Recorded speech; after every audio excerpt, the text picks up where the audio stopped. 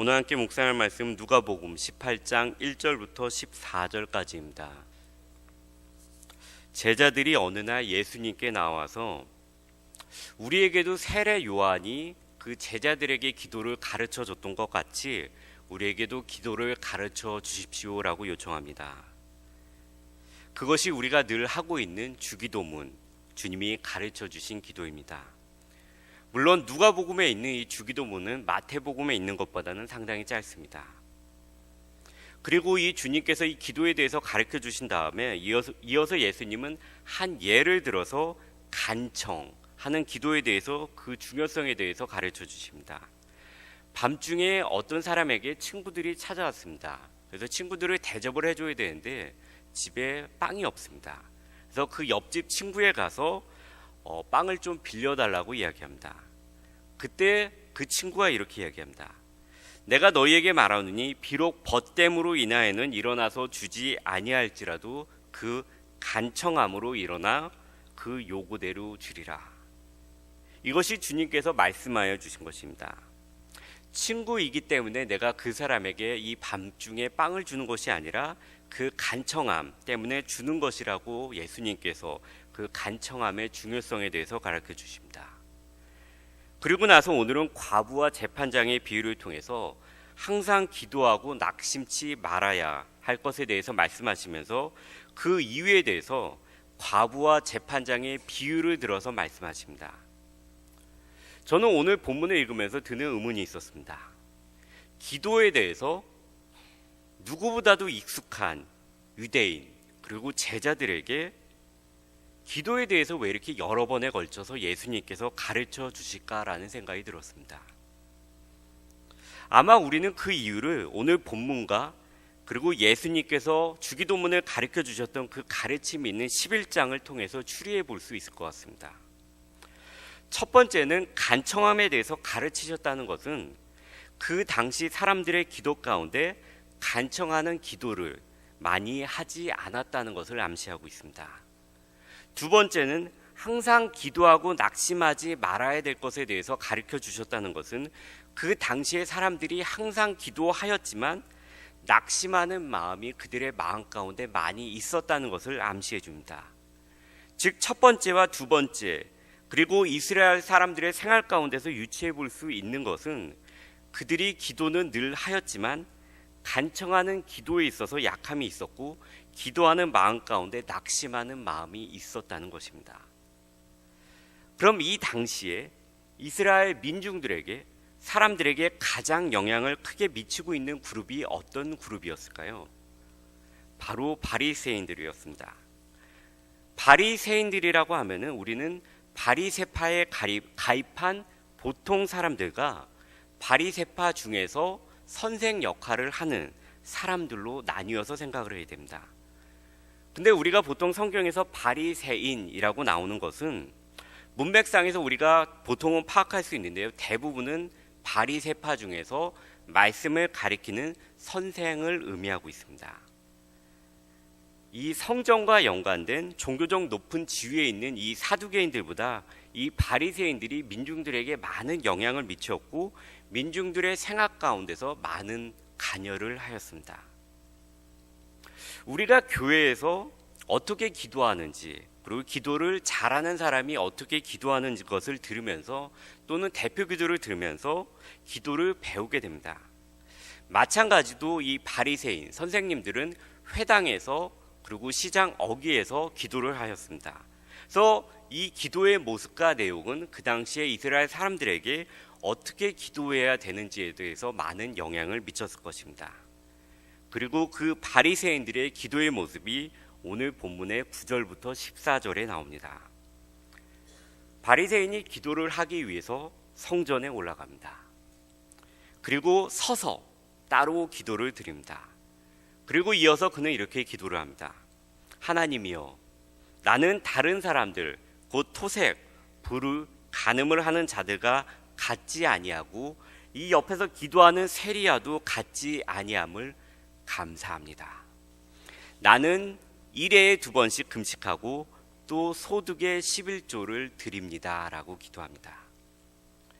바리새인의 기도를 보게 되면은 간청의 기도보다는 감사의 기도를 드립니다. 그런데 그 감사의 내용이 자신의 삶이 죄인들과 같지 않다는 것에 대해서 감사합니다.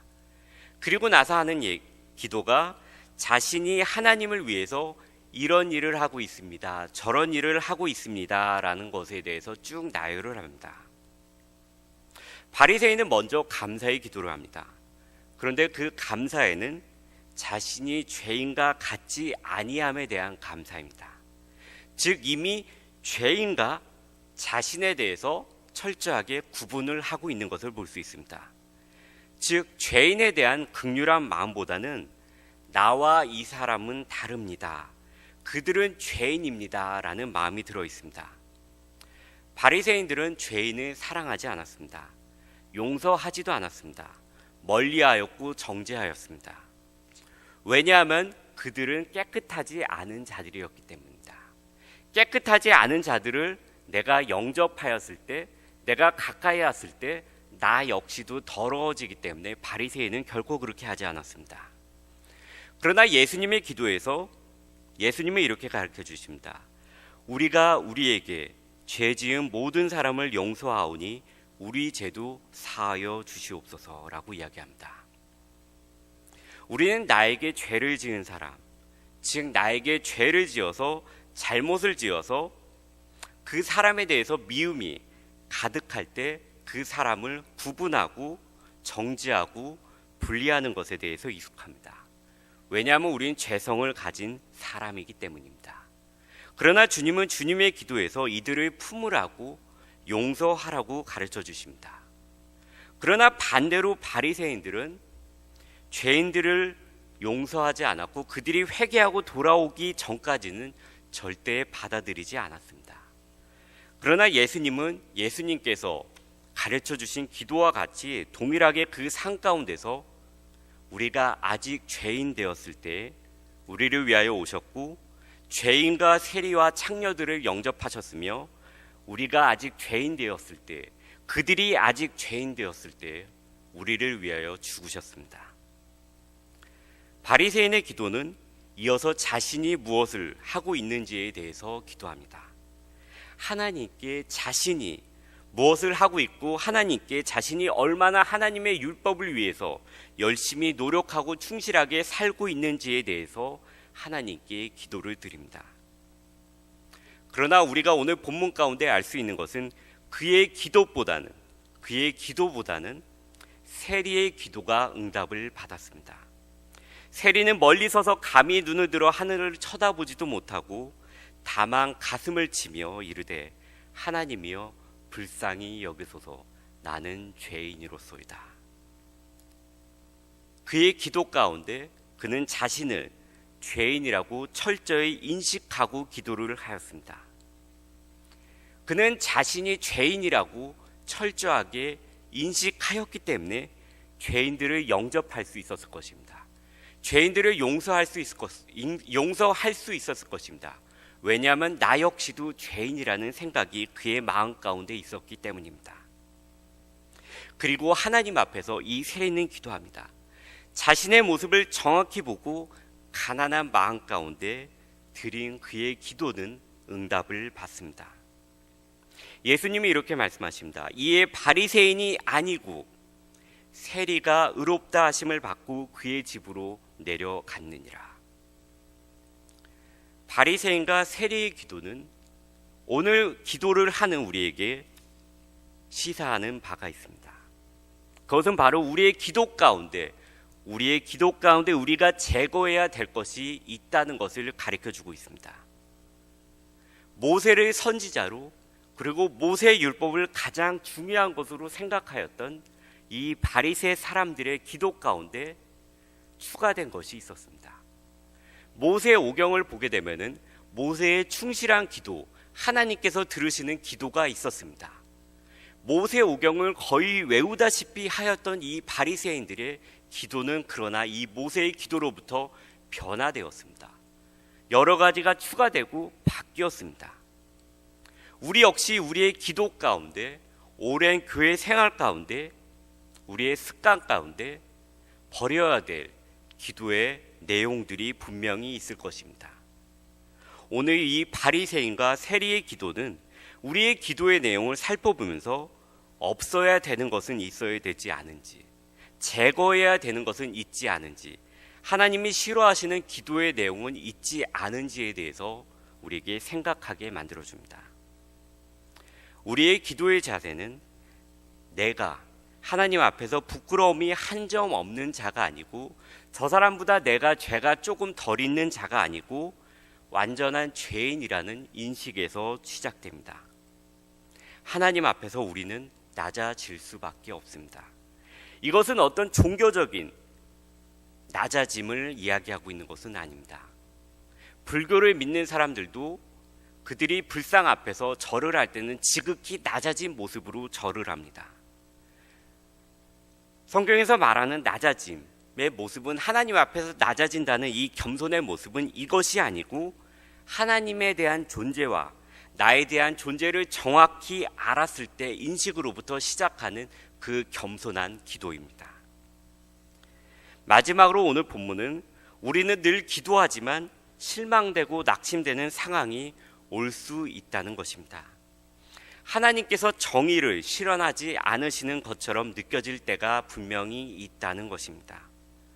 정의로운 하나님이신데 내가 이렇게 불효하고 불공정하고 불의한 상황을 맞아들였는데, 공정하신 하나님께서, 모든 것의 심판자 되신 하나님께서 어떻게 이를 풀어주시지 않는가라는 생각이 들 때가 있다는 것입니다.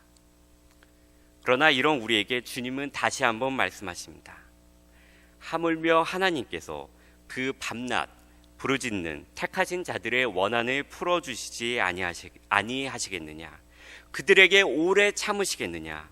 내가 너희에게 이르노니 속히 그 원한을 풀어주시리라. 이 기도에 대한 가르침을 듣는 사람들이 기도의 삶에서 낙담을 느꼈다면 우리 역시 그럴 수 있습니다. 그러나 주님은 그런 자들에게, 그리고 우리에게 다시 한번 말씀하십니다. 불의를 해결해 달라고, 계속 기도하라고 말씀하십니다.